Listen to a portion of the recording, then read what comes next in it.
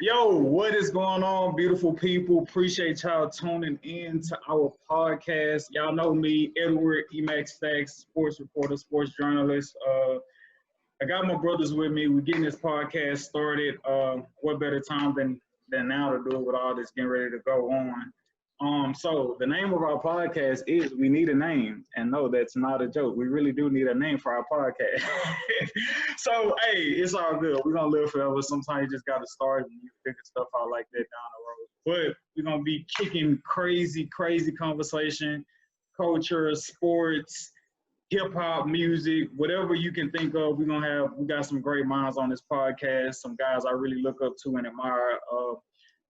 At the later end of the podcast, we really gonna get into some football, and our football expert, football coach, he's gonna come in, so y'all get a chance to introduce him, and we're gonna rip him apart for him thinking O'Brien is a good head coach. But we'll get to that when we get to that. So kicking it off to my brother Isaac, introduce yourself to the people, man. Hey, yo, what's up, man? Well, Isaac, man, just out here representing, the coach and our people, man, on here with my brothers, been knowing them for a lifelong. And, we still got, a million more to go, man. Just, trying to bring y'all good content, interesting, palatable, relatable, and that's how we gonna do it, I'll let the people, Darnell. What's up? It's your boy Black Peace, up and coming social media, guy. Here to give you that open-minded view on a little bit of everything, man. Just you never know with me. Got you. It's my turn, right? Yeah. What it do, good people? It's your boy Live, a.k.a. Sedatious, a.k.a. the Golden Child, a.k.a. all the above, the trippiest of them all. You know me, I'm all about the positivity, the humility, the humbleness, the love, all that good stuff, man. And we just come to spread love and knowledge. Take it away, Emac. Hey, right on. So, before the podcast, my boy Isaac had me a little apprehensive, to go on the podcast with the quarantine. Cause so I was like, we got to keep it real with the conversation. So I'm going to keep it real with the hair, man. It is what it is. I'm going to get a cut soon, but it is what it is, man.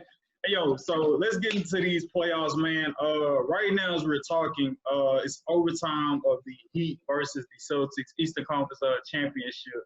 So, let's get into the shits. First off, how many games and who do you see winning that series to start off? Isaac. Man, I think it's gonna go 7, man. I feel like it's gonna be a well-rounded series. It's gonna be a great matchup on both sides because Miami has a lot of perimeter shooting. They're gonna be able to match a lot of what the Celtics, kind of want to do as well. With some premier wing players in Tatum and Brown and Kemba. So I just feel like, with the young core of Duncan Robinson, Kendrick Nunn, led by the dog himself, my boy from the H, Jimmy, the bucket getter, I just feel like it'll be a tough matchup, man. So I really don't have a pick 'em either way. I see it going 7. I really can see it teetering either way, just depending on how that game is played that day and who seemingly will want it more. I see it going 7. Okay. What you got, Darnell? What you got on the series? I got a good old-fashioned 7-game East Coast rough series, man. I like this series. I didn't quite see it, to be honest. I thought the Bucks were gonna, snap the Heat, but that didn't happen. But I definitely think this is gonna be entertaining, but a very, very sports-orientated series. So I got 7, and I'm gonna swing it. Honestly, this is on a coin toss. I'm honestly say the one that knocked off the number 1 seed. I'm gonna go and say the Miami. I like Boston, but Miami Heat just seemed like the team that is there and ready. Well, I agree with Izzo. I think it's kind of hard to call, especially within this first game going to overtime already. Tyler Hero just hit a magnificent shot, and Marcus Smart been working all night, and Tyler Hero can come and just erase all of that. So it's really gonna be hard to call. I see it going 7 as well. I see it going 7 as well. But yeah, I can't call it, man, because both teams, they look evenly matched. Even on paper, of course, Boston has the advantage, but they look evenly matched on the field. You know what, man? I'm finna stick my neck out there, man. I got the Heat in 7. I'm gonna stand on that. I'm gonna stand on that wholeheartedly. And the reason being, I won $100 on the Heat beating the Bucks. And I tell people this all the time, man.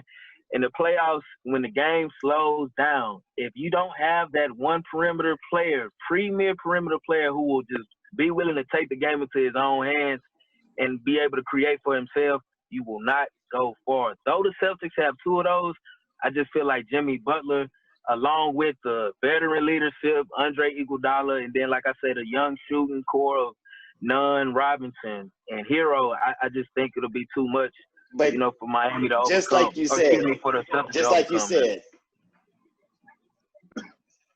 said, that young core, that's the scary part. It can work both ways. It's like, it's all about if they're going to continue that consistent confidence. They got it right now. It's all like, can they ride all the way through? Because I see it, but it's like the young shooters, they can just have those demotions and just miss and just get on themselves. So in the last 2 series they swept. They had a lot of confidence. They were outmatched. They outmatched their opponents.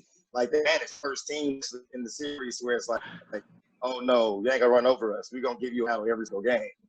So, experience at this point is kind of like the only thing against them, but yet they got almost enough. They have just enough experience to be able to wing it, but not be for sure. Off the top of my head, I'm going to go ahead and say the Celtics in 6, only because, if it goes 7, that's fine. But the reason I say the Celtics in 6 is because I feel like one of the key determining factors in the Miami Heat being able to overtake the Milwaukee Bucks is that we knew the Bucks' staple in their offense was Giannis' effectiveness. We knew if we put a wall up, because we did it last year in the playoffs, we've seen teams do it last year. If we put a wall up, we can stop Giannis, i.e., we can stop the Bucks overall. In this particular case, going against the Boston Celtics, I don't know what type of scheme you try to creatively put together to say we're going to stop the Boston Celtics because, Kemba ain't no scrub. Jason Tatum ain't no scrub. I think I don't feel like he's over that really super duper elite level yet, just in terms of just like, we know he a dog, but like as the moments rise, it's like, are you really a dog? And that is like the stage gets bigger. So I'm gonna just say the Celtics off the strength that I feel like you said, Isaac, which I love about the playoffs compared to the regular season, and I always argue with Darnell about this, bro, it's something about when that game slow down and it's a 1-possession game with 6 minutes left. Some of that is teamwork influence, but at the heart of it, it's do you got that superstar or do you just have that prolific offensive player that can get you a bucket? You understand what I'm saying? And Jimmy is he's just a hooper. I wouldn't call him a superstar. I would just say balls out. He's just a hooper. You understand what I'm saying? So he's been playing great. But at the same time, Jimmy could fall off the face of the earth on offense. The man's a pre-man all-star. Huh? The man's a pre-man all-star. Nice. Pre-man all-star, okay. To me, that's not a superstar, though. He's not correct. You're right. You're correct. If we you go ahead. Yeah, no, but to some of I'm going to choose the Celtics because I feel like they have more guys who could create their own shot if it's really tough. And if the defense break down, you can swing it to Jason, you can swing it to Kemba. We know Kemba can get his own shot any given day, any given Sunday. You know what I'm saying? And I don't feel like there's enough butlers to go around defensively to just say we're going to put a hole to Jason, we're going to put a hole to Kemba or, another shooter, somebody, Brown. Brown is the X He's a little contagious, though. We was playing 2K yesterday. Brown is the X factor. They got 3 guys who can get their own shot. But that's my piece. Celtics and 6. But also he is contagious, though. Jimmy he does have some contagious defense. Man, and then leadership. Can we pick after game 1 or y'all gonna try to just? I don't care. Whatever your pick is, whatever the result of your pick is, won't matter off game 1. If you say it's if you looking at what's happening right now, and you be like, I don't know, because I would hate for you to be making this pick not looking at what I'm looking at. Is what I'm saying. I'm not looking at it. I'm going off just what I've seen, what I feel, Just what I've seen from both teams. I predict it. Yeah, I mean. Hey, and to piggyback off what he was saying, you know, as far as with the Celtics, you know, just having three, you know, perimeter players that are able to get their own shot off. I wouldn't sleep on this young man that they call Tyler Hero, man. Hero is a monster. I won't take that away. Hey, that boy got a lot of Devin Booker in his book. He got a lot of that in his book. A lot of it. I said, I'm not gonna call him Devin Booker, but he's Devin Booker-esque. He loves the big lights, man. And then when you put that with Jimmy Butler, it could be anybody, even any given night. And that's the beautiful part about Miami. I feel like Hero could go off for 28 one night. Then a lot of people sleep on the European Dragon, Goran Dragic. He could give you 25 one night. Not let alone Jimmy Butler. You know how he bust the Bucks over the head for 40. The 40 ball the first, you know, game out of the series. Like they got a few players that are well capable of, you know, any given night they can put the game in their back pocket and, you know, go ahead and drive the team. So I mean, hey, it's gonna be a series most definitely. We'll see. It'll be interesting. So like I say, as we're talking, I don't know if the game is over or if it's still overtime between Miami versus Boston. But Game 7, these Nuggets versus these Clippers. What y'all boys talking about, man? What y'all? Hey, man. What y'all? Who wins Game 7? And we're talking about this live, so we're going to get to see immediately who was right or who was wrong. Like, how do y'all feel? Well, I'm gonna start with Darnell because I know like he been ranting and raving all last season about the Nuggets, and now this year when we talk about him, he be like, I don't know. How you feel about them Game 7 against these Clips, man? Bruh, they doing something in history that I think probably has never ever been happened, which is come back 2 straight 3-1 downs. Nobody's ever done that as far as I can recollect. But they're showing me that absence that was making me not root for them, which is trusting each other, which is people stepping up and being leaders, the big dog being the big dog when it counts, understanding like this is playoffs, this is go hard or go home, and just understand the aspects of playoffs. And I mean, they're making me a big fan. Again, I've always been a fan of them, always kept them in my pocket. But at the same time, though, it's always just been like, well, since last year and this upcoming year, they're kind of just chilling. I was like, y'all doing y'all thing, y'all what, 2nd, 3rd seed, but at the same time, though, it's y'all just chilling. Y'all ain't made no big impact. But, you know, I even came into the series very skeptical. Like, you know what, I don't know, man. This Clips may lock him up. You know, Murray, he had a good matchup and just kind of like showed out. But, you know, I mean, they're really stepping up, man. I mean, when the going gets tough, that's when it matters at the end of the day. And that's exactly what they're doing. And the Clippers are not closing. They are not closing. If they make it,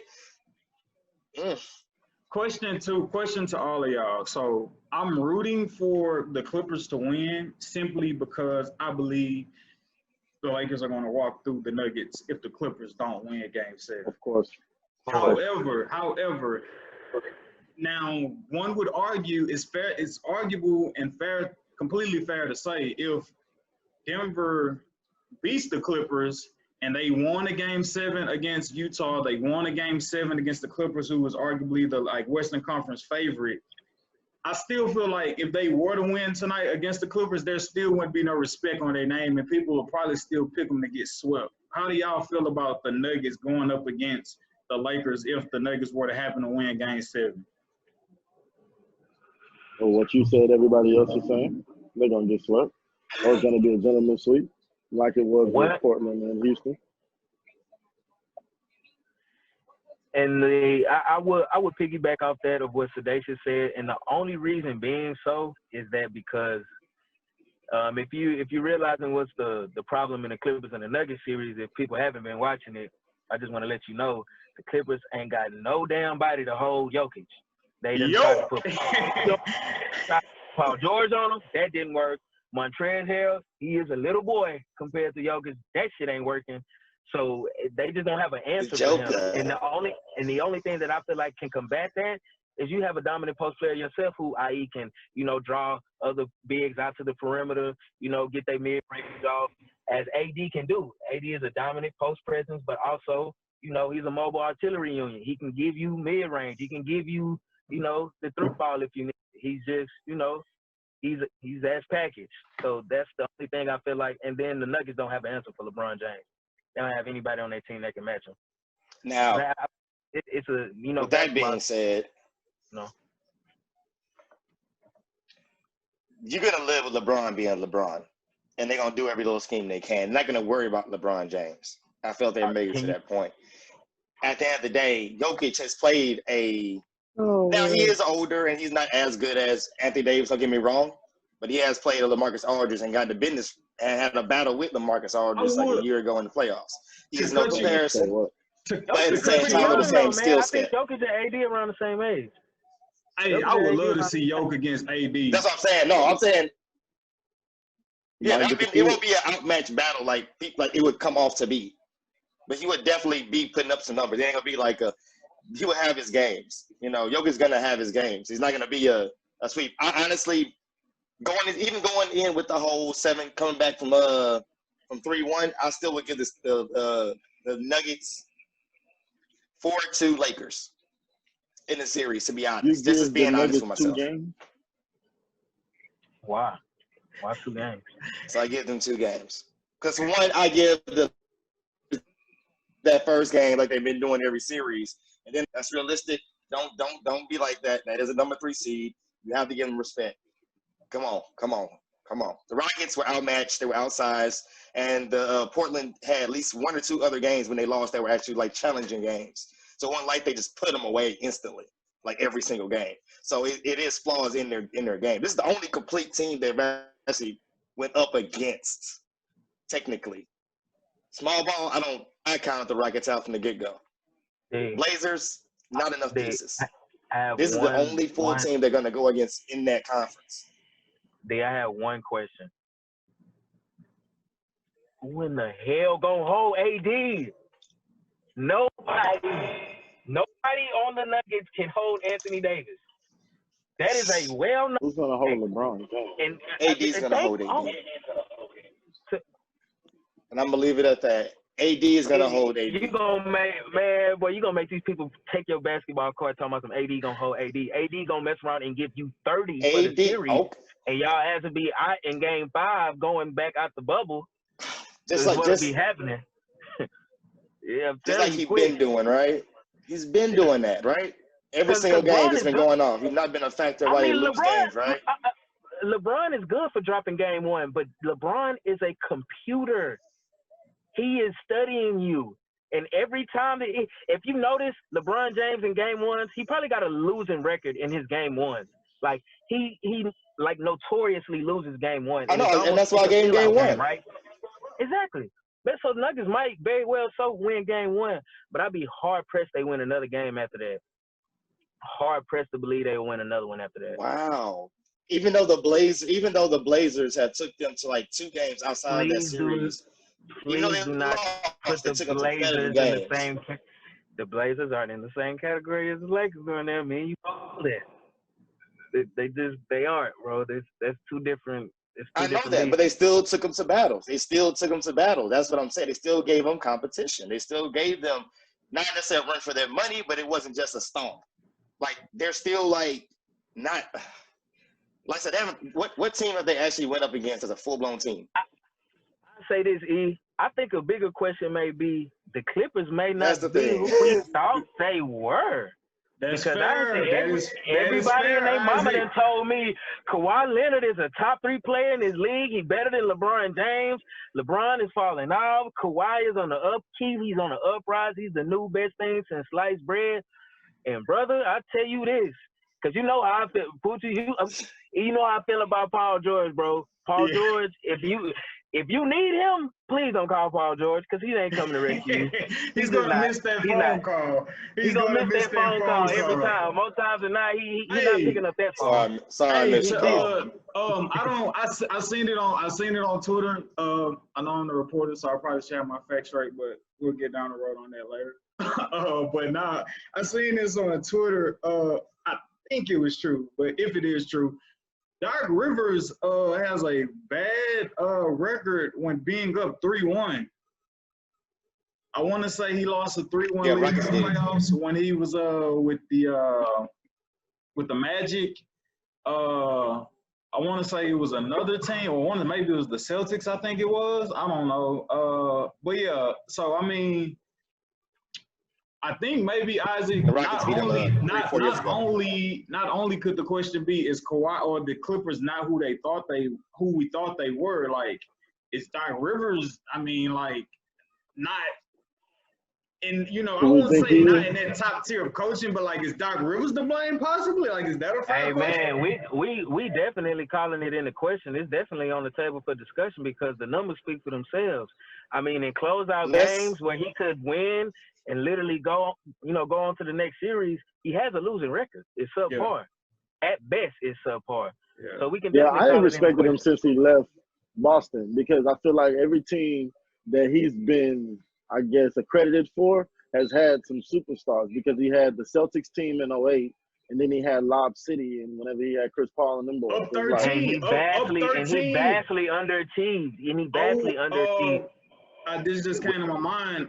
Game 7, up, 13 late in the fourth against, well, I don't want to say late, but top of the fourth against the Lakers, 2010. Yeah. They come back and beat them. I mean, like to Isaac's point, when in the biggest game 7 of all, about advancing and winning the championship, he dropped the ball on that. But now, this is not a. Let's talking about coaches. Talking about coaches, since we're talking about Doc, we all from H-Town, born and raised. D'Antoni is no longer with the Rockets. How do boys feel about that one? No comment. Free at last. Thank God Almighty, I'm free at last. Get his ass up out of here, man. We didn't need him. We did not need him. We didn't need him. All my non-H-Town, y'all my all non-H-Town, non-Texas viewers. Let's chunk the deuce right there. Nice Isaac, player. Isaac, I know. Sedatious, he's a Laker fan. He could care less about the. Well, he used to be a Laker coach. So it's like, if the Lakers break up with the coach. That's fair. That's fair. Isaac, did you have hope, or did you never believe in the Rockets system going into this season, or when we came into the playoffs? It really all started for me. It was a time where I had high respect for Mike D'Antoni. I remember the day like it was yesterday. I was in college. I was in my house, man, with a couple of my homies watching the game, and this is around the time 2018 playoffs when we had Chris Paul. Everybody know what I'm about to go. Sounds about right. Right. We up in the series on Golden State. And my boy Chris go to grab me for that hammy. Get hurt. That's how she wrote after that. And when I tell you, I quite literally cried. I could have cried real tears that night. I ain't called my gal that night. I ain't talked to nobody after that game, bro. Because, and the reason being, is because I knew in my head that was like our real opportunity that we had that year to literally win it all. Because that was a compromised Cleveland team that was coming out of the East. LeBron didn't really have help like that. And the Rockets, we had just came off having the best record in the league. We were riding a high of our highs. They was giving it to go to James was performing at an all-time level. And Chris was really playing at an all-time level, especially against Steph. He really, took the matchup head on and was giving Steph tap for tap, whatever he wanted. And for us not to kind of pull through just based off of his injury, we just never were the same like that. I feel like a lot of teams get demoralized, when they go through catastrophic losses like that. And I definitely say that was one of the more catastrophic losses within our franchise, kind of losing that series the way we did, the record number of threes being missed. So to answer your question, E, man, I had hope. But after that, man, I just never regained that high of, expectation that, we actually could, win a NBA Finals, man. It just, the team never was quite good enough to really get us over the hump because really we only lost to Golden State. That's the only team that really knocked us out throughout the tenure of, we've been on. So, Juggernaut. Man, Mike the system is great in the regular season, man. But just to put a ribbon on that, man, he don't make no damn adjustments in the playoffs, man. And we fall every time because of that. We fall every time because of that single notion. Darnell, so obviously we know how you feel about like the Rockets and like D'Antoni and that system. So we're talking about putting these superstar players and coaches in question. How do you feel about, well, no, you told me you didn't like this move when it happened. So tell the people why you didn't like this move when it happened with us or with the Rockets acquiring Westbrook.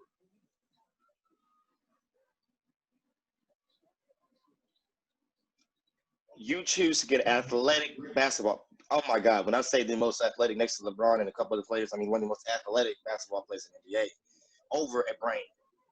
You don't choose Braun over Brain at any point in your life, ever. You don't do that. There's small cases when you do, I guess, but it's very small percentage. You do not do that. Chris Paul is something you cannot. Chris Paul is one of the things where you literally have to let him be him. You cannot tell him how to play basketball. He's already a high-level competitor. And at the end of the day, what I feel what happened was they felt like I need to coach more. I felt like D'Antoni took that loss very hard when they lost that game 7 because they felt like it was his time to coach and he let them down. So I felt like that next year he started just poking his nose too much to where just the chemistry was thrown. It's how you have almost the exact same team and you cannot compete as well. Like I've seen the series, both of those series back to back with a healthy Chris Paul, and things were just out of whack. Like how? Y'all been playing each other for long. It's the same players. Now y'all didn't figure out. Nothing's been figured out. Everything's been figured out that needs to be figured out. So with all that being said, it's one of the things where it's like D'Antoni, that like to piggyback right off of I just said, that blow was a blow and it hit him hard. And as a coach, he shouldn't have taken it personally. He should have done what Phil Jackson did when they lost. It's like, dude, we got it. We just got to tink this, tink that. No, we ain't got to destroy the whole game plan. We ain't got to I ain't got to try to tell my players, no. All we have to do is just touch this, touch that, and we're good. And instead, he destroyed the whole game plan. Once he did that, I can see it in Chris Paul's face. He tried his best, but it was in a game plan he did not want to do. Mm-hmm. Then they say, you know what? You don't want to play no more. You're washed up. This is when getting a young buck who's having a triple-double. Let's see what he can do. Once that happened, I just knew, like, you know what? He's not a winner. He's athletic. He's a scorer. He's a gift. He's not a winner. When has he ever won by himself? Never. He had to get Chris Paul and Carmelo to even get a chance. He's not a solo winner.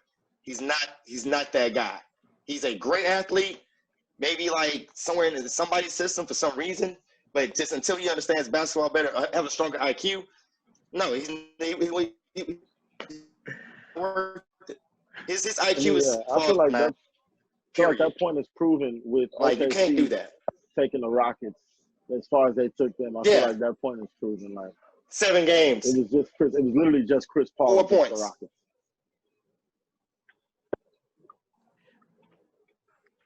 My take. 2. You good? Do you finish? Yeah. Oh, this is my thing with the Rockets, all right? And I'm gonna say this, and then we're gonna transition over to the NFL. My take with the Rockets, and like I don't know why this didn't dawn on me, but you know, like a lot of times I'm just multitasking, watching the game, highlights, editing, whatever. But like when you just like Isaac said, that system, you know, it works regular season, back-to-back. Teams ain't trying to run up and down the court. Teams tied, whatever. When you watch them play, and I think what they're trying to do, I wouldn't even say trying to do because D'Antoni's system to a degree was implemented before with the Suns, before we seen what Golden State did. And when you look at them play now, a lot of times, I mean, we know it's ISO or pick and roll with James Harden, and like there's no off the ball movement, none whatsoever. Like Harden, you take your screen, and we're gonna, if you drive or draw your foul, I mean, if we get a rebound, we're gonna try to tip it out, and we'll get it through that way. Or Harden, you drive, get an and one, or you kick it to Tucker in the corner. And it's just like when you watch that type of basketball, and even Kobe said it, which probably should have had the audio drawn up when he was just like, oh, Harden getting those numbers are beautiful, but I mean, I don't think that's championship winning basketball. You know what I'm saying? And on top of that, I feel like they're trying to be the Golden State Warriors, but you can't be the Golden State Warriors because, like, those threes that the Golden State Warriors get come beautifully and eloquently within the offense. If you pay attention to how Stephen Curry move without the ball, if you pay attention to how Clay move without the ball, like, they getting them threes with an offensive set. You know what I'm saying? Of course, their hard work, their preparation to where, like, yo, this is our offensive scheme. This is where you're going to get your threes. Yeah, at points and times the game may break down, and Curry, you get to do your thing and, you know, go ISO on them. But, like, when you look at how the Rockets play and how stagnant the offense is, it's just like, bro, you niggas is not going to win like that. And you can't win. And you can't win on this rebound. Oh, shit. Why is it? Well, to defend Daryl Morey a little bit, you gotta give some grace on this perspective. He knows he doesn't have a Stephen Curry and a Klay Thompson on his team because if people don't know this out there, Stephen Curry is the best shooter of the basketball to ever walk God's green earth. And Klay Thompson, I believe it's safe to say that he is the second best. Yeah. They just so happened God put them on the same team, and that's how that works. You know what I'm saying? So we all know that can't be duplicated, right? Even though, you know, James isn't a great shooter, he's a great scorer, i.e. like Russell Westbrook. Russell Westbrook isn't a great shooter by any stretch. I wouldn't even call him a good shooter, but he's a great athlete and he could put the ball in the hole. Exactly. Right? So what they're trying to do with the Houston system, all Daryl Morey wants to do is maximize his opportunities to hit threes because the analytics would say the more of these than we take and hit than you, we're going to win more times than not. That's what the numbers say. We're going to win. We're going to win more games than a lot of people in the league. To that, So, Isaac. I mean, we're just betting on that. So, to that, Isaac, sometimes numbers lie. And simply, the game 5, where the Rockets lost, taking threes will win you the game. But you got to hit them hoes.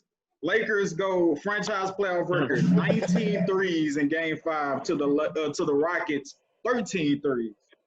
The Rockets took more threes than the Lakers. The Rockets took 49 threes, only hit 13. Lakers took 37 and only hit 19 threes. 53. So I said this to you, Darnell, like, I don't like them living and dying by the three because when you really need to live by the three, you die by it.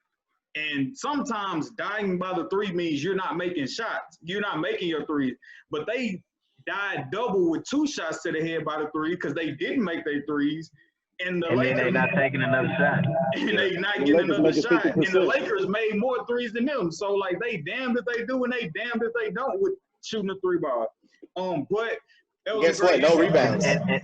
No rebound. No chance for second opportunities. Small ball. Oh, yeah. Until small ball, like I just said, just to add to the stats to prove it since Daryl Morey likes stats. Why the hell do we even pick up Tyson Chandler in the offseason if we had all intentions of playing small ball? It's like, you got it. The game is about adjustments. Can we not adjust and put a fucking 7-footer in the game and compete on the board? Like, can we not do that? The Lakers. Can we not do that? Because I know we overpaid for. I know we overpaid for Clint Capella, and we want to have more 3-and-D guys on the wing. But damn, man, we do got Tyson on our team, and at a point we had Hartenstein that we weren't playing, and it's like, man, come on, D'Antoni, get up out of here, bro. If that's the best you can come up with, is just ISO and then high pick and roll with James at the. Nah, come on, bro. People deserve better than that. We done went to that point. Hey, to the point of small ball, the Lakers out-rebound the Rockets 50 rebounds to 31 in game 5. So those some stats for you, Daryl Morey. Small ball not it. Small ball not it, my G. But that was the NBA. Got his face busted open for small ball. Say that again. So Robert Covington got his face broken open because of small ball. That's true. But that was the NBA segment, man. We fixed to cross over to the NFL section. Introduce y'all to our brother Christian, who he's a brilliant mind, I tell you, a brilliant mind. But yeah, we about to bring Christian in and get into some NFL, man. Appreciate y'all still tuning in, listening to our podcast that's still yet to have a name.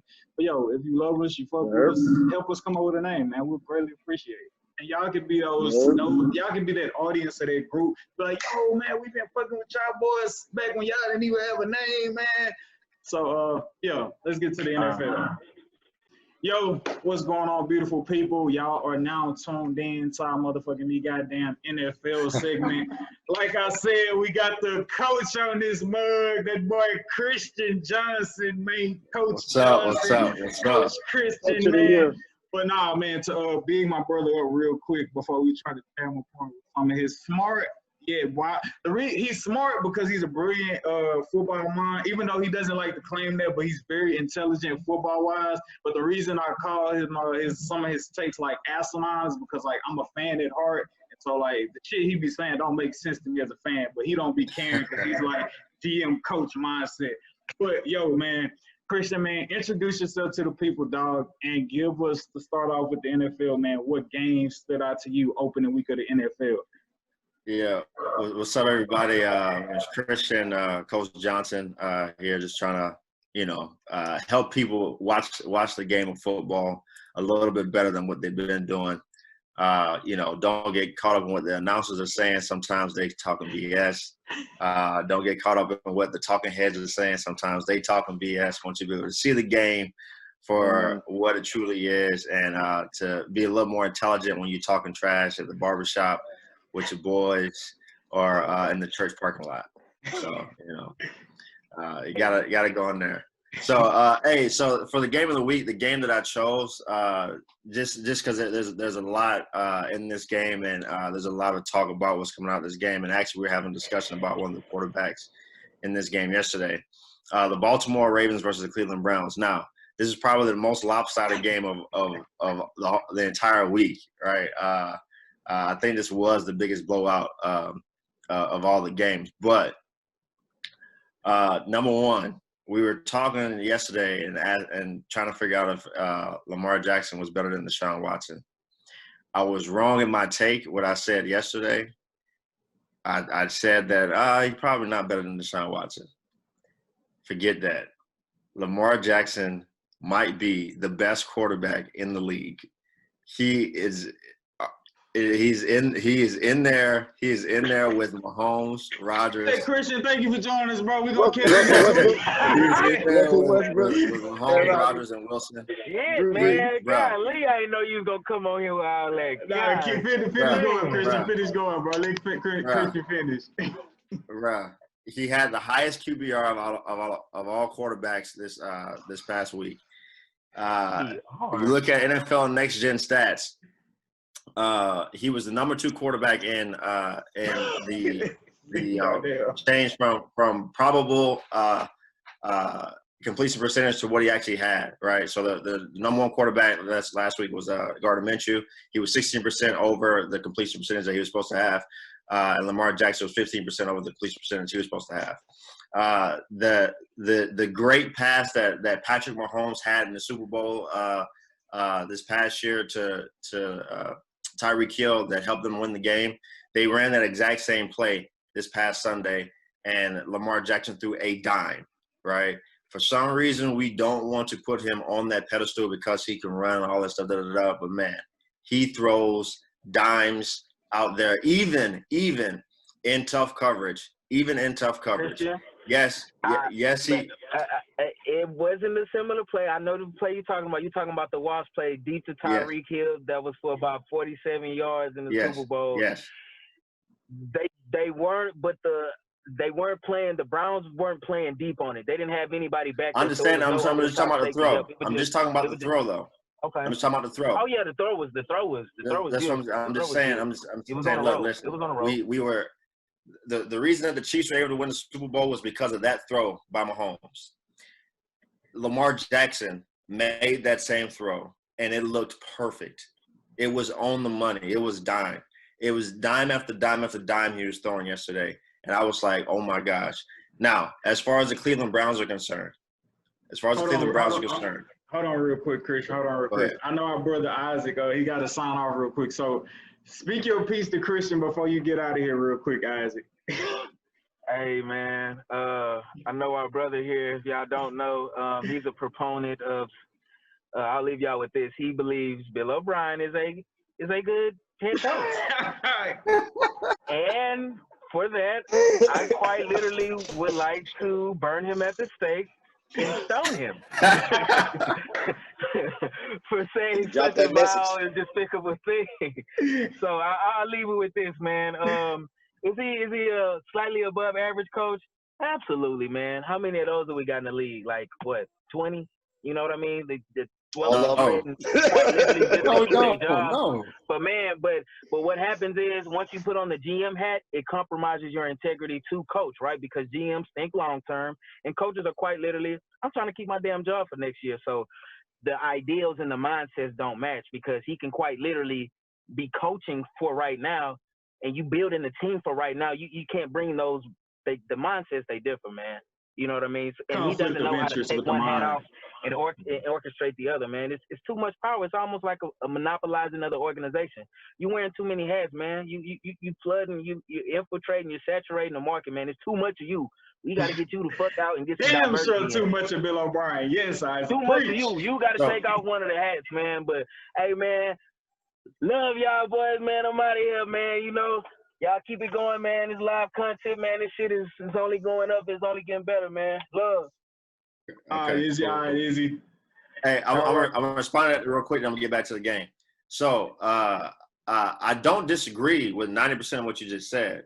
The reason why I call him a good coach is because I don't believe there are that many above average coaches in the league. Right? You think that there's 20 above average coaches? I think there are more like 5.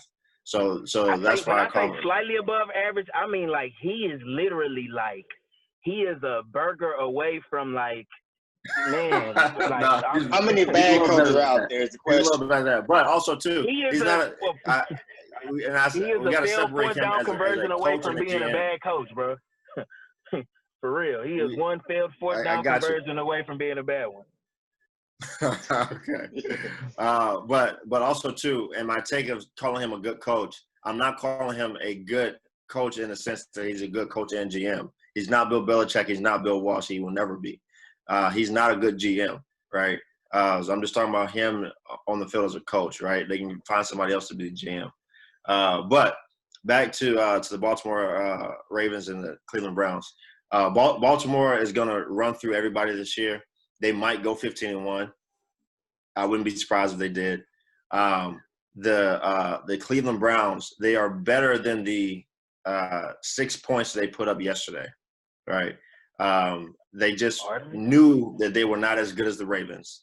They pressed too hard from the coaches to the players. They made too many mistakes, but they were mistakes of pressing, not mistakes of not having ability, right? You know, the Odell Beckham drop, the missed field goals, the ridiculous fourth down call to try to go for it, the penalties in the red zone. You know, not taking advantage of certain things that the Ravens were giving them. Baker Mayfield not hitting guys that are open. You know, a lot of that stuff was just pressing. And, you know, when they meet a team that's as good as the Ravens, or if they meet a team like the Chiefs or even the Steelers this year, they're probably going to lose those games because they aren't good enough to overcome that, but they are not as bad as the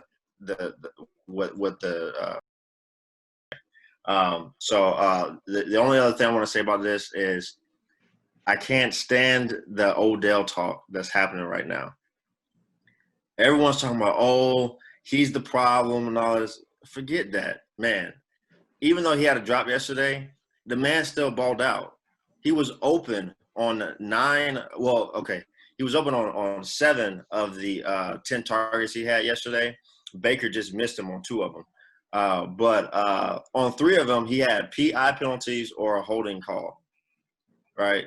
Those are as good as catches, okay? He extended drives. One of them, a PI versus Humphrey, that would have been a touchdown. So, you know, stop the Odell talk. He's not the problem. The offense will be fine. They're going to get it going this week. They might put up 30 this week against the Bengals because they are terrible.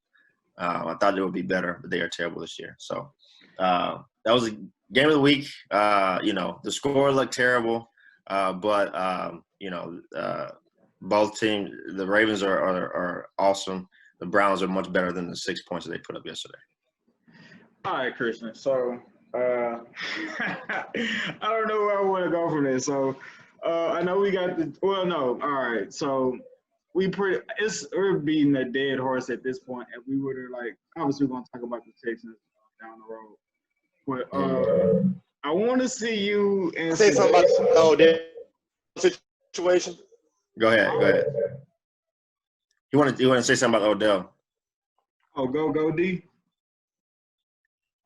Real quick, Hopkins has raised the bar. That's the thing. He's raised the bar. That man has caught the ball from several mediocre quarterbacks, and he's made it to where that's why they get receivers are starting to get blamed to where, oh, it don't matter who throw it to you. Just catch it. It don't matter with the pressure or nothing. Just catch the damn ball. And he's raised that bar because Hopkins, no matter rain, sleet, snow, and even in some seasons where he don't drop the fucking ball, he's dominating. And that made it to where other receivers are going to get that backlash of, what are you doing? He had 4 different quarterbacks that were mediocre, getting hurt, getting pressure, getting knocked around. He's still getting his catches and yards and putting up and doing everything he can to keep the team in the game. So I was just saying that to say, that's why if he is getting pressure, players are always raising that bar to make it hard on that next great player. So yeah, I think Odell though has been getting pressure ever since he got into the league and became a star. Like he he talks, he's flamboyant, all this other stuff, but because he's a star and a wide receiver, and he's not one of these, I'm just gonna put my head down and work and not say anything type guys. If those guys aren't putting videos. That comes with the territory. If those guys aren't putting up, 15 catches, 150 yards a game type numbers, they're always going to get hate. And he gets the most just because that's how big that mouth is. Yeah. I mean, because of the person he is. But also, that mouth is 150 yards a game. That mouth is 180 yards a game. 10 catches a game. His play yesterday was not bad. The three catches for 22 yards was not because he played bad. The 3 catches for 22 yards was because you can add up. If you add in the penalty yards, he had over 100 yards yesterday. Right. If Baker Mayfield, throws the ball where he can catch it and not throw it behind him, where 2 Pro Bowl corners are right behind him, who he beat, right? He has over 150 yards yesterday, right? But he played well enough to get 3 first downs off of PI and holding calls. And if Baker gets him the ball where he can catch it, right, where he's not being trailed by 2 guys who are Pro Bowl corners, right, where against any average corner, he probably could have made that play, right? D-Hop had 14 catches the other day with 150 yards. What Pro Bowl corner was he playing against? Richard Sherman, who was half of what he used to be. That's what I'm saying. Baker Mayfield ain't got it to me. We're talking about, I feel like D-Hop has had at least good talent throwing him the ball, finding zones, reading zones, knowing where the holes are to put the ball in the right spot. The last 2 years. Had 4 streams. Yeah, the last 2 years. But the years before that, he didn't. The last 2 years, yeah. Yeah, 4 quarterbacks in one season do that and was at a productive season. And I know it's only one season, but at the end of the day, so he's capable of doing it. Now, I'm not saying he's still able to do it to this day, but it just raises the bar. It's also that one significant thing that just says, you know what, y'all got to do this now. Y'all got it. Like point guard scoring 50 points. If you ain't scoring 50 points at least once or twice in your season nowadays, you're not an elite point guard no more. I understand that. But also too, D-Hop is a different receiver than what Odell is. The things that Odell can do, D-Hop can never do. You know what I'm saying? The things that Odell can do, D-Hop can never do. The things that D-Hop can do, Odell could probably never do. As far as contested catches and stuff like that. So you have that there. I really felt like he went down to Cleveland. But the people that are making those Go Sedatious. I can guarantee you that. I put money on that. Right. I What's felt like that? they shipped him down to Same Cleveland. thing. They for his thought that career same to thing die. about Randy Moss. Keep that in mind. All right. So what you were saying, Randy Sedatious? Moss. Keep that in mind, buddy. He ain't dying there. That I'll tell you that for that I sure. really feel like New York, they just shipped him down there as punishment for his career to die. I mean, the Cleveland Browns, man. That's. I'm like, dog. Odell couldn't have thought. Even with Jarvis Landry, his boy coming over there, you still couldn't have thought that y'all was gonna do nothing. Even in the division, y'all got one of the easier divisions. Wait, besides the Browns, I mean the Browns. I mean the Bengals. Besides the Bengals, I mean I don't ever see that. Bro, Oakland Raiders, Randy Moss. Keep that in mind. He's not dead. They thought he did, but I guarantee you he's gonna do the exact same thing Randy Moss did. Quarterbacks gonna see him. They're gonna deal with his stuff. He's gonna get his opportunity. I mean, he did okay up until he got with Tom Brady and did way better. So it was like, but I think Odell will be fine this year. Don't be surprised if he has over 1,000 yards of receiving this year. Probably over 1,200 yards receiving this year. I think he and Jarvis will be fine in this offense. Transitioning off of Odell and the Browns. So here's a stat for you, Christian. And I'm kind of like tossing this up to you and Sedatious.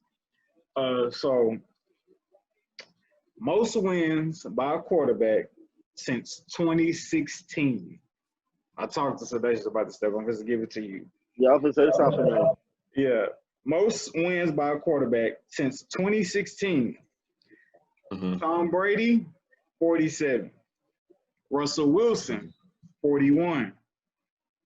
Mm-hmm. Drew Brees, 40. Now, I'm not done. Don't talk yet. So what do all three of those quarterbacks have in common? Super Bowl. Mm-hmm. The other person on that list for most wins by a quarterback since 2016 is Dak Prescott with 40 wins. Mm-hmm. If you put those names together and you look at Dak Prescott, you would be like, I still don't feel like he in the class of none of those quarterbacks, Tom Brady, Russell Wilson, and Drew Brees. So as a diehard Cowboy fan, being that Sedatious is, well, more of that being a fan, but Sedatious knows football too, and you being a coach, what is the hang-up with either just the Dallas Cowboys as a whole or Dak Prescott as the quarterback of their franchise? I would say the lack of him having a Super Bowl in that time span has more to do with the franchise, not with him. Okay. Well, I would say a combination of the two, but also Dak Prescott is not Tom Brady. He's not Russell Wilson, definitely. Nor is he Drew Brees. But you don't get 40 wins with in that same time span, even with the team that he had with a Blake Bortles or with a Derek Carr, right? He or Mitchell Trubisky. He's not he's not Hall of Fame, but he's not a terrible quarterback. Do you think possibly with a good coach, and I'll give this to Sedatious and you just piggy off of it, Christian. Do you think possibly with a good coach or a decent offense, they have a Super Bowl winning coach now. Do you think he could possibly win a Super Bowl, Sedatious, or do you think Dak Prescott is just not the guy to win you a Super Bowl, regardless of what system or what coaches or players he have around? I'm not gonna lie to you. The way that Dak plays to me, I feel like what he's missing to go all the way is a solid defense. Because if we have a solid defense to erase his minimal fuck-ups, then I think he's perfect. You know what I'm saying? We got the defense to erase those little bit of fuck-ups. He don't fuck up. He takes care of the ball. He drives the ball downfield. He tries not to really throw too many interceptions. He don't ever fumble the ball. So, that's the only thing. I think all we're missing is Jerry Jones focusing on the defensive side of the ball instead of the offensive highlighters. And that's my take on it. That's just really how it feels. Because Dak is pressured. He's pressured to do, in my mind, he's pressured to do amazing things because, I mean, like as a quarterback, when you ain't got a good defense, you really put the whole entire thing on your shoulders. And sometimes that can cause you to make bad decisions. Sometimes that can cause you to look not as elite as you should look. And, yeah, that's it. That's how I feel about it. Dak is good. Do you think Dak really ain't that guy, or maybe he could be that guy, Christian? I think he's definitely a quarterback that a team could win a Super Bowl with. I don't necessarily think the defense has been that bad. I'm trying to pull up right now what the defensive ranking has been over the past few years. Christian is Daryl Morey. He Daryl Morey of Rockets. But I'll try to find it. But I'm saying so this year their defense is going to actually be pretty good. They don't have a great secondary, though their corners will be okay. They don't have good safeties right now, but the defense actually will be pretty good. The defense is fine. The front seven is pretty good. We'll have good defense, but our corners will be shaky. So that means if the front seven. No, I think they're good. I think your corners are good. So I think you have B+ corners. The rookie and Chidobe Awuzie will be enough. And yeah, I think they're fine. I think they're fine. I think your safety play is not that great. Without Byron Jones, everyone has to prove themselves. Besides Xavier Woods. Yeah, but I think they're fine. I mean, they did. They just moved Leighton Vander Esch over the middle linebacker. He's out for a concussion. For a collarbone. So now Jalen Smith he's be out for a while. Relearn middle linebacker, and I don't know. I don't know what to think about that because has Jalen Smith been trying to learn weak side and now has to adjust back to middle? And who's coming off the bench? But his talent is fine. I mean, I don't think that the play will drop as much as what you think. I think they did fine after Leighton Vander Esch got hurt during the game. Whoever his backup was who came in, they did fine. The Rams offense wasn't that dynamic. Huh? They attacked Joe Thomas. Joe Thomas is now the liability on our defense. So Drew Brees, when it comes time, is going to put the ball over his head because that's all he does. Jalen Smith as well. Jalen Smith is a liability when it comes to the running back flanking out or the running back hitting that little come back in route, or if they motion the running back out. But your pass rush will be fine. Okay, the defense that you guys have is not going to be a top 5 defense, but it'll be a top 12. A top 12 defense is not what's having a top 12 defense is not going to keep you from especially with a quarterback like Dak, it's not going to keep you from not winning the Super Bowl. It would be having a conservative offensive game plan like what they did this past game. It would be running forward on 3rd and 6 when you're down in the fourth quarter, and then going forward on 4th and 3 when you're down by 3 in the fourth quarter. Little things like that. Not passing enough on first down. He was 11 of 12 on first down passes yesterday, and they out of 29 first down plays, they ran the ball 17 times. So right? Are you saying it's the play calling? Yeah, I mean, just the game plan period. The game plan period. The more aggressive that they can try to be, the better. So do you think the game plan is to feed Zeke or to get that comfortable? I think the game plan that they played with on Sunday was to use the run to open up the pass. No, was to just get a W. That's all it was. Hey, let's just get to the end of the game and have more points than they do. Other than, hey, let's get to the end zone as many times as we can. right? As a coach, putting together offensive game plans, I've done that before. I've gone into games thinking, man, sure, we can score 50. I don't care what we're doing. Let's get to the end zone. I've had other games where it's like, hey, I'm not confident in our defense being able to stop them, or I'm not confident in our ability just to go up and down the field on these guys. Let's just make sure by the end of the game that we're in a position where we can try to, win the game. Have a chance to win. Right? Yeah, and let's not put ourselves in a position where we get down early and we can't, go through the game plan. So, so you do have that happen sometimes as a coach, but I don't think that the LA Rams is the team that you need to be worried about with that type of game plan. I don't think that their defense is that great to where you're like, oh, we can't score on these guys. I don't think that their offense is that great where, this is not the 2018 Rams or the 2017 Rams that were averaging 30 points a game. They're not going to do that this year. They're going to average 22, 23, 24 points a game.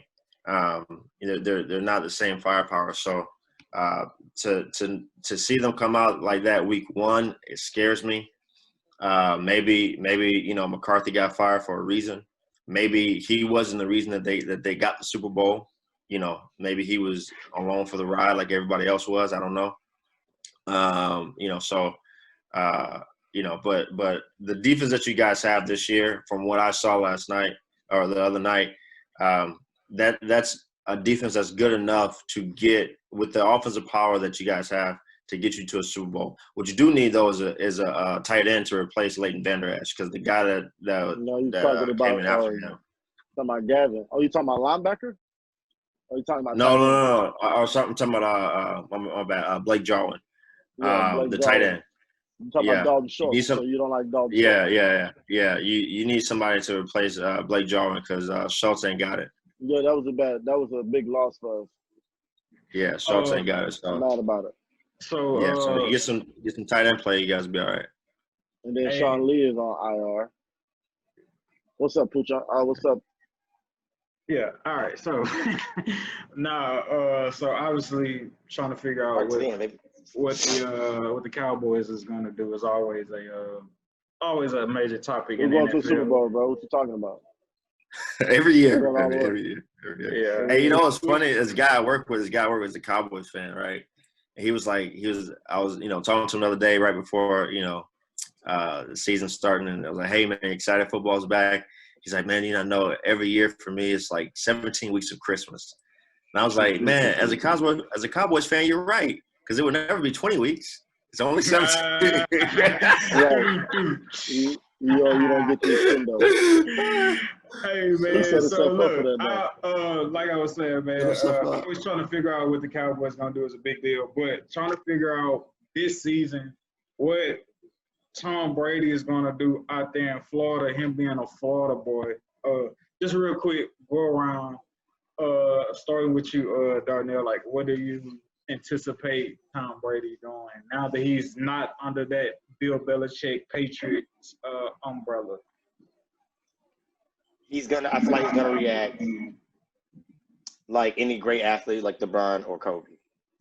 He's gonna start off a little slow, maybe a little lackadaisy, just a little chilling. He's gonna get his stats. The ability to have a winning record is gonna fall on the team rather than him leading. I will say that for sure. He's gonna do Tom Brady all damn day, but the win percentage is on the team at this point. It's not gonna be on his shoulders anymore. Nobody in this world should be looking at a 42, 43-year-old to be trying to win a game. You should not. That's just not smart. Like, no.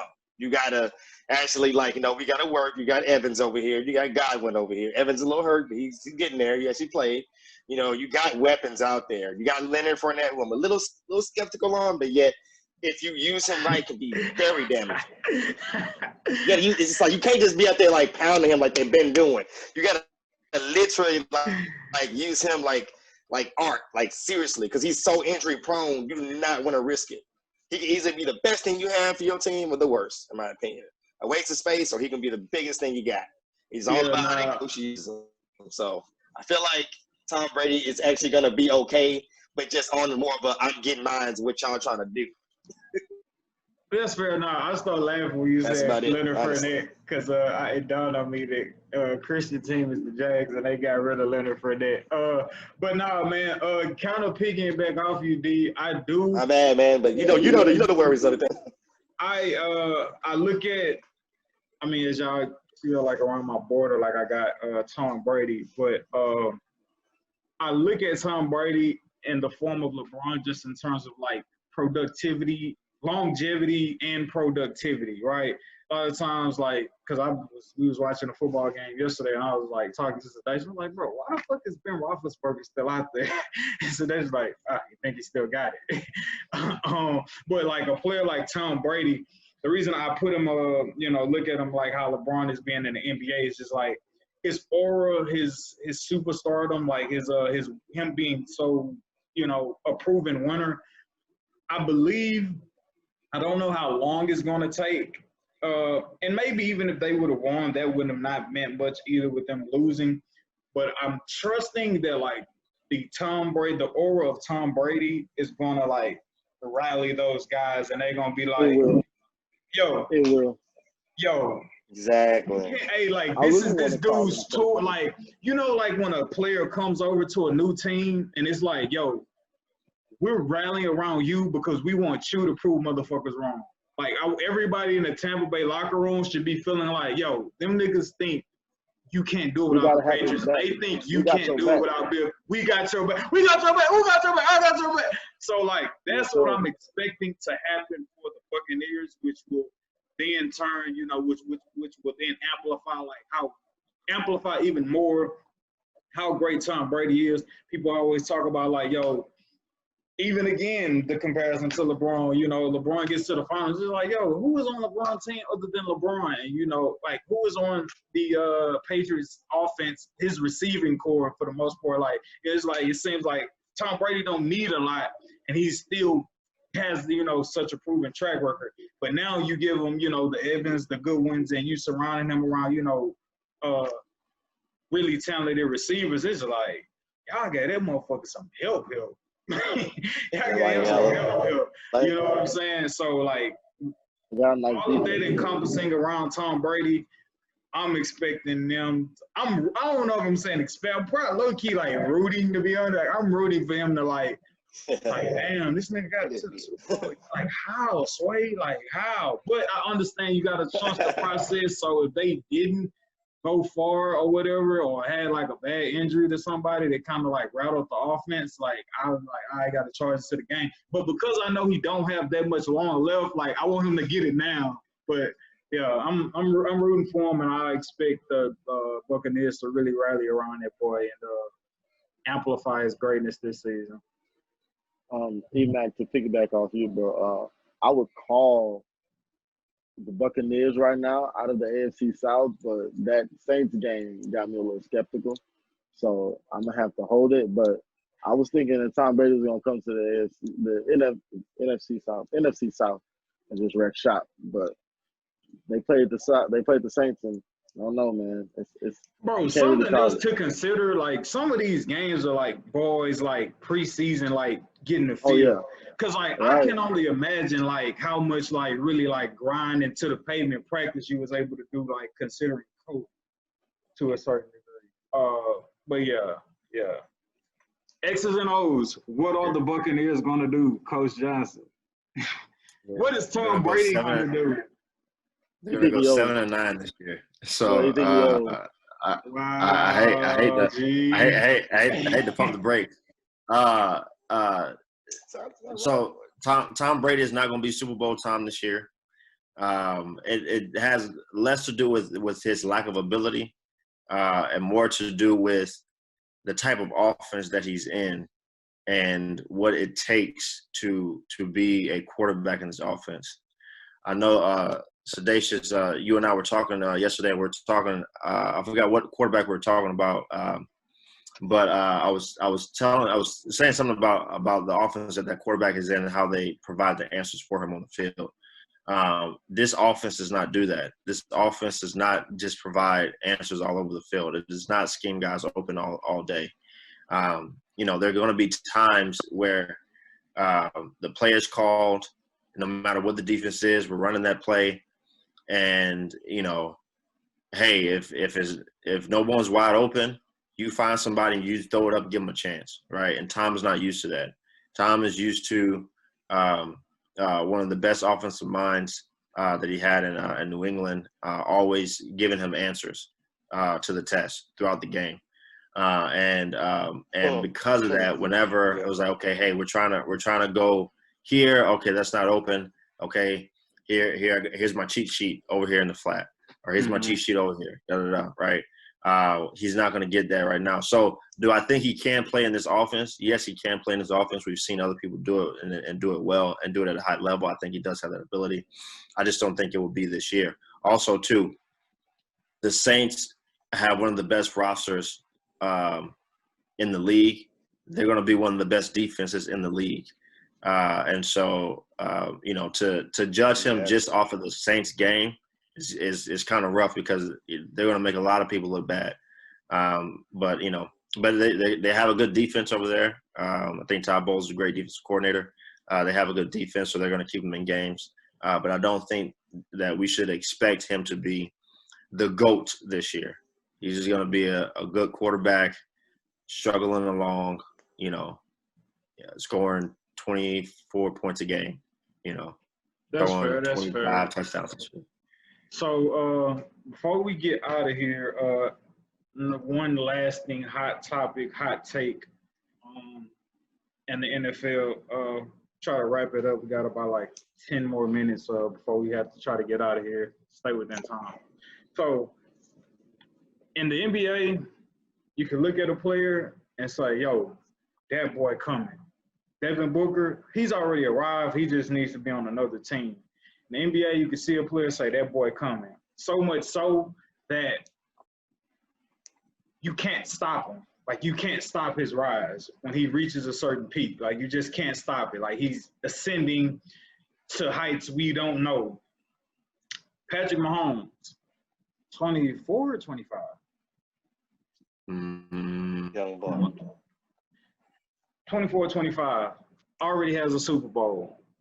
That seems like a recipe where your team hasn't changed that much from last year to be like, yo, them motherfuckers probably going to win again. Or Patrick Mahomes on top of, you know, like the big-ass contract he signed, it being a situation of like, yo, he could be up there with Brady or 6 or so. Sedatious believes, we talked about this, that in the NFL, and just correct me if I'm wrong, if I'm, you know, putting words in your mouth, but in the NFL, once motherfuckers see that you coming or see that like you ascending, that following season, it's like, nah, this shit ain't gonna happen again. Sorry, buddy. So Sedatious told me that he feels like, I don't think you're necessarily saying that like the Chiefs ain't gonna be good or defenses are just gonna completely like whoop the shit out of Patrick Mahomes, but you're just saying like you don't feel like he's gonna ball out of control because you feel like teams already know, yo, we can't play around with him. He's the Super Bowl champion at this point. Like, let's like not bullshit and like really get on his and like really hone in on him defensive scheme wise. Yeah, So, I feel like a really good defensive mind will get that one game that eliminates them. You know what I'm saying? Let's say they do wash the whole league, right? And we get into the playoffs. I feel like a good enough defensive mind could scheme something to where they ruin the Chiefs' plans. So yeah, I mean, I've seen it happen time and time again. But who would that be in the AFC? Who would that be in the AFC? You know who it wouldn't be? I don't know. I feel like the Ravens could give them a go, if any team.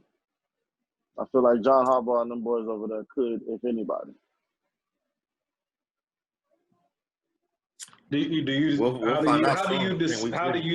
I'm sorry, what you saying, Christian? We'll find out soon. I think they play week 3, the Ravens and the Chiefs. I don't see not that there's no defensive mind that could try to mitigate his greatness or stop him. but there's just too much in his favor. The offensive weapons that he has now with a running back, the offensive line, one of the best in the league, and then the offensive mind that he has, Andy Reid what's my guy? The assistant coach, Eric Bieniemy, behind him. So you believe they'll go back? Is it safe to say they're the Golden State of the gridiron? Say it again. Is it safe to say they're the Golden State of the gridiron to begin with? Pretty much. I mean, for right now, they dynasty mode. I don't know, but dynasty, right but because it's so. I don't necessarily think so. I don't necessarily think so because it's so hard to win a Super Bowl. Not dynasty mode, Golden State, but build of going like talent, and you get so blinded by all that talent so you forget that no, they're actually skilled with talent, with confidence, with no give up. Like that combination of all that stuff gives them that ability to win. Not just he's a good quarterback. Like no, he's been down 21 points several times in the playoffs, and we managed to come back. It's more than just I'm a good quarterback. They got it here too. Yeah, they got it all. But to say that could he go his career and not win another Super Bowl? Yeah, that's I mean that might happen because it's so hard to win a Super Bowl. It's so hard to win games in football. All right, you got to have 22. You got to have all these different pieces that are moving in the same direction. Where in basketball is less pieces to have to deal with. And so, he might be able to score 45 points, but if his defense can't keep the other team from scoring 46, they can lose. So, which I wouldn't be surprised if the Ravens were one of those teams to knock them off, but not by holding, Patrick Mahomes and them to 27 points, but just outscoring them. Which I think they have the power. Let's talk about something. Go ahead. Those two remind me of the Rockets and the Golden State Warriors. You got one player who's so dominant and so that's a good comparison. That's a good comparison. He just carries that team. And then you got that one player who's like, yeah, I'm like Steph Curry. Yeah, I'm a leader or whatever, but yet I got this whole squad of weapons around me who just make me look better than what I really am. Yeah, I am talented, but it's going to make me look like this super duper unstoppable quarterback. I got Kelsey at tight end. I got Hill over here. I got Watkins over here. Like, you know what I mean? So it's just funny how I just thought about that right now. And that's like, at the end of the day, it just depends on who's wanting more, who's going to actually step up to the plate when those two teams play. Like, in my opinion, somebody's going to find a way to neutralize it. Yeah, I wouldn't necessarily call the Ravens the Rockets because I think that there's much more talent. The way they lost, the way they lost kind of reminds me of the Rockets. Right. Hold on. All right, hold on, y'all. Before we sign out, Isaac about to get back in here, and we're going to get him the last words, and then we're going to sign out real quick.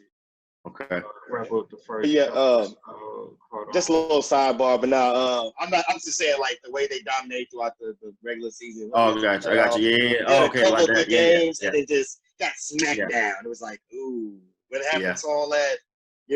High power y'all had. Like, I got smacked down to the ground. Yeah, they're gonna have to figure it out. You're right. You're right. They're gonna have to figure it out this year. Isaac is on. Yo, easy. Oh, Isaac. So we about to wrap up, bro. But we're gonna give you the last words before we sign out. So, what you missed with football? The two hottest takes. Well, first, briefly, because we're about to wrap. How do you feel? What are your expectations of Tom Brady and the Bucs? And then we're gonna get into the next hot topic. I don't expect the Bucs to win that division because they are in a division with Drew Brees. So I don't expect them to win it, but I do expect them to go somewhere along the lines of 11-5 or to a tune of 12-4. And I could see them I don't know, man. They viable, man. When you got Tom Brady and them weapons, I just feel like you viable. You always live, man. You live for the Super Bowl. I won't say I don't know if they'll be, representing the NFC for the Super Bowl, man, because I feel like my boy Russell Wilson may have something to say about it. And I also feel like in addition to them, the Saints done been marching in for far too long not to get in there, man. There's been a lot of stuff happening to them, man. I feel for Saints fans all over, man. But They've definitely, one of 3 picks that I would have coming out of the NFC. But I know that ain't nothing hot. But yeah, I got them going 11-5, 12-4. All right, so that's Isaac's take on Tom Brady and the Bucs this season. So next topic, hot topic, before we close, will Patrick Mahomes show his naked ass for a second straight year, or will teams zone in on that and slightly bring that shit to a halt? It may not be in a regular season, but do you feel like there's somebody out there that in the playoffs can kind of hone in on that and say we can put a defensive scheme to stop y'all for one game to stop y'all from getting to the Super Bowl? Or do you think they still gonna be unstoppable this season? Hey, I think hold on, Isaac. Before you answer that, I think Darnell was trying to make a very good point. This would be for the 3rd season. Oh, because he did win the MVP 2 years ago, and then he did come back again the next year and show out. So 50 touchdowns. Oh man, I believe the young man is unschemable. There is no scheme. You can't scheme against Patrick Mahomes. Your only hope is to quite literally try to just slow him down, right? So, I mean, what you going to do? Go man up against Hill, Kelsey, and Watkins and get hit over the head because you're going to get beat. One of those 3, if I'm betting my money, every time I have one of those 3 guys are going to beat you one play more than the other. Like, you just pick your poison, right? And if not that, you don't have a 4th guy that can cover McCole Hardman. You don't have a 4th guy that can cover Clyde Edwards-Helaire. You don't have a 4th guy that can cover Denard Robinson. It's he's a kid in a candy store. He literally has a weapon at every position. So it's literally any, mini, mighty, mo. So it's it's death by choice. So he goes back to the Super Bowl. Man, I feel like Lamar will take a step. I need to hear you grown men say that he's going back to the Super Bowl. All this is not. If y'all don't feel like he's going back to the Super Bowl. Not necessarily. We're just saying he's not going to get slowed down. Man. The question is, yes or no? Yes or no? The question is, does he repeat and win another Super Bowl? That's your question, right? Fair. That wasn't the question. The premise of the question does he have another great season? Whether you want to. Hell yeah. This shit is here to stay. This is as advertised. It's as good as you think it is. When the God-given ability, because in my opinion, I thought I would never see another quarterback with the arm talent like Aaron Rodgers had possessed. But once I saw Patrick Mahomes, I was just like, man, this is like A-Rod, but this is like A-Rod 2.0. Like, he might be a little faster. It might be a slightly quicker twitch on the football. And the man's touch down the field is amazing. His accuracy is nice. He gambles. He takes chances because he has the arm talent to do so, man. I believe, man, Patrick Mahomes is the new standard of what great quarterbacking is in the league. And we just should come to appreciate it, and because it's going to be the new norm. It's going to be him, and then it's going to be, everybody else. Because the man, you can't deny the talent. And then when you accompany that with the weapons that they have and a great organization that's able to draft and who actually calls their star player, unlike some organizations that I know, and gets feedback on, hey, man, Pat, who would you like to pick in the first round? Hey, I like Clyde right here. Okay. And they pull the trigger on it, So, that was a breath of fresh air to me. So, Patrick Mahomes is here to stay, man. It's that new shit. Yeah, it's one of them. Yo, that was a beautiful take, beautiful way to sign us out, Isaac. Yo, fellas, we wrapped up the first podcast, one of many, many, many more to go. Does he repeat? That's what yes. They gonna probably say, but does he repeat? Yo, man, but appreciate y'all listening, man. Please tune back in, comment, retweet, like, our takes that we post and put up. Definitely show love. Yo, I'm Edward, Emcstats, as y'all may know me. Appreciate y'all tuning in. I got my brother Christian over here, Coach Christian, Thrasher with the shirt on, my brother Sedatious, the black version of Scott Van Pelt, my brother Darnell, and my brother Izzy, who just gave us the great tape on the Chiefs. He said that shit here to stay. We are here to stay, even though we still don't have a podcast name. But you bet your last dollar you're gonna see us next week.